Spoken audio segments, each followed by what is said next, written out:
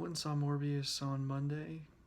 Decided to catch a matinee for obvious reasons, But the movie was fine.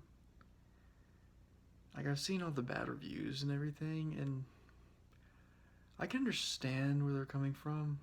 This movie wasn't a good movie. it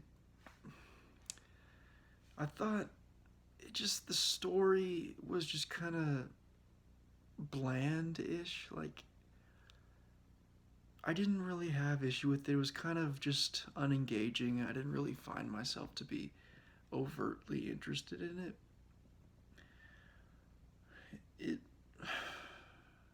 like, I actually forgot a lot about it. I did this review a little bit late, but at the same time, it wasn't a very memorable movie. It just an afterthought, really. People hated it a lot because they wanted to be as good as like a Marvel movie or something like that, which, it's its own thing. But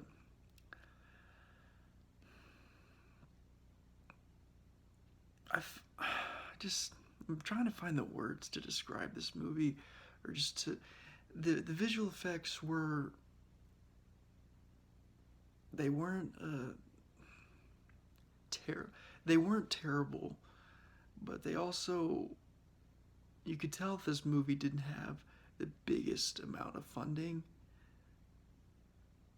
and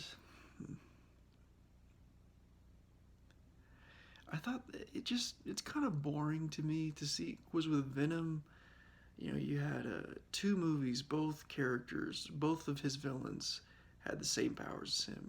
Fine, whatever. And now they do Morbius, and spoiler alert, I guess he has his villain has the same powers as him. It's like they can only find characters that have the same powers as the hero, I guess, because they're actually villains themselves. But they're clearly trying to build up to a Sinister Six movie.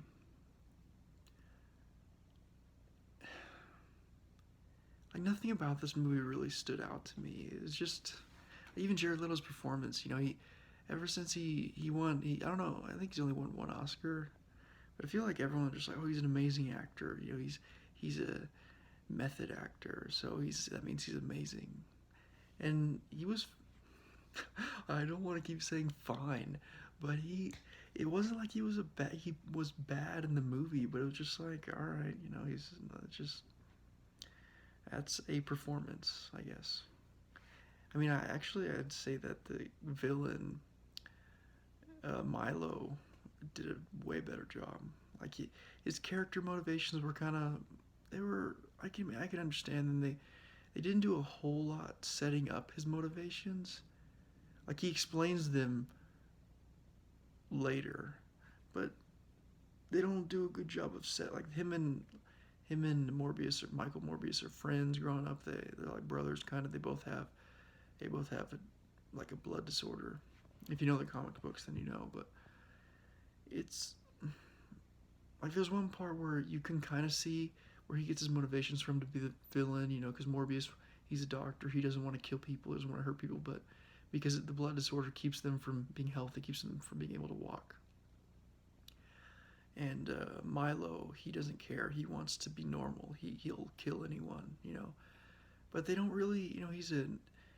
As a kid, they're both kind of nice. They're both nice kids, and you actually see more of a darkness in Michael Morbius's younger version than you do in Milo's.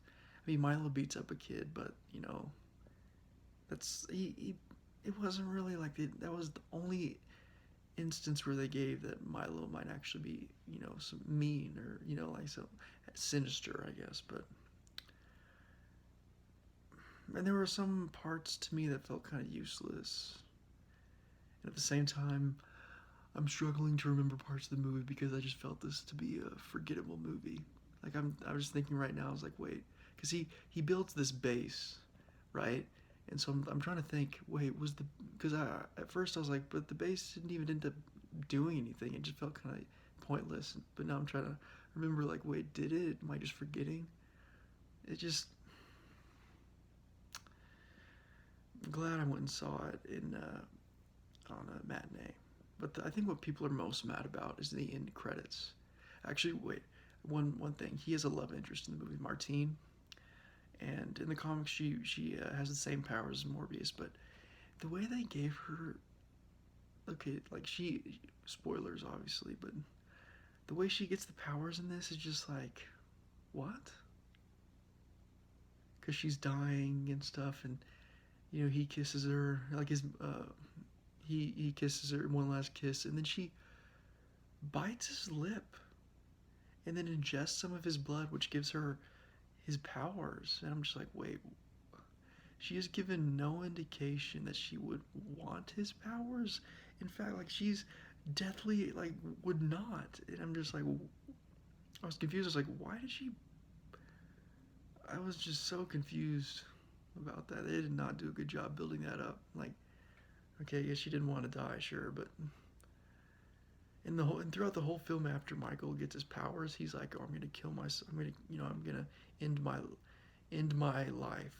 I don't want, I'm gonna get in trouble for this." But he's going to he's because he wants to keep this from happening. He wants to stop from killing people, and he wants to keep the power to himself.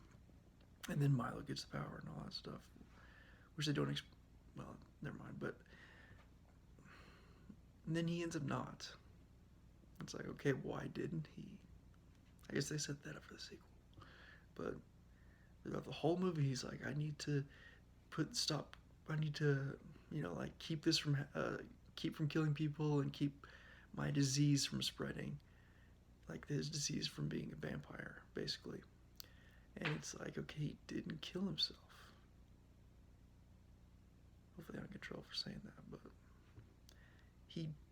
just like, okay, he didn't, I guess, just for the sequel. And in the end, whichever I think everyone is upset about is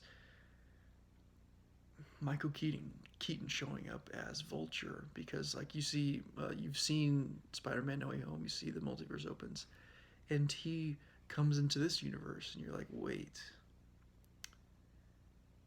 why did he come to this universe exactly? It doesn't really make much sense.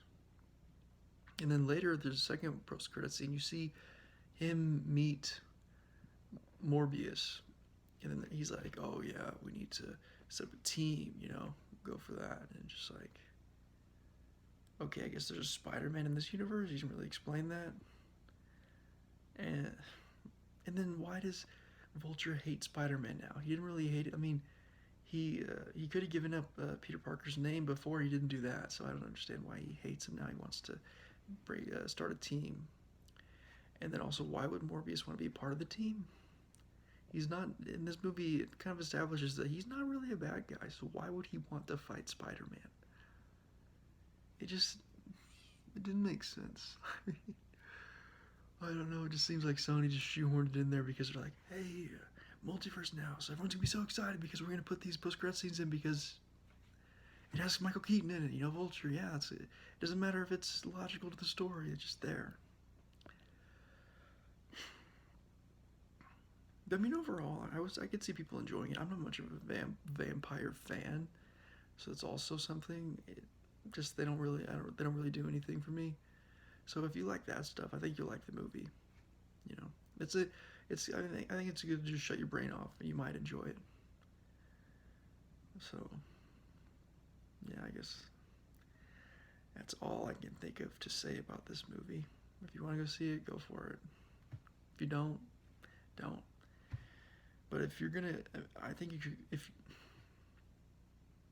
I think reviews are a good reference if you should see a movie, but at the same time, don't let a reference be a reason you go or not. If you want to go see it, So, yeah. But maybe see it in a matinee like I did.